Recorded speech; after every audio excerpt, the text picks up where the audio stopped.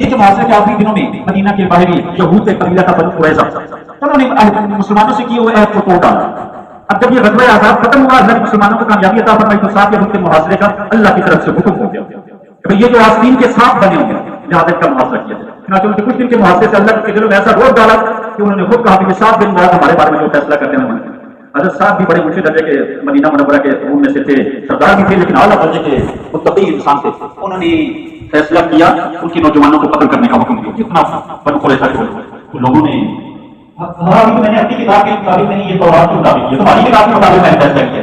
क्या आसमानी किताब तौरात में बनी इस्राइल का हुक्म था कि देखो जब तुम किसी से मुआहदा करो तो ऐन उस मौके पर उन्होंने कोई मुआहदा तोड़ दे जब तुम्हें उसकी जरूरत हो, और बहुत जिंदगी के फैसले होना ऐसे मौके पर अगर दुश्मन मुआहदा तोड़े तो फिर जब कभी तुम्हें उस पर अबूर हासिल हो जाए तो फिर उनके नौजवानों को कत्ल कर देना। और मैंने अभी तो अपनी किताब में तुम्हारी किताब के मुताबिक फैसला किया, उस मुताबिक उसका फैसला होगा, बाकी इंशाअल्लाह।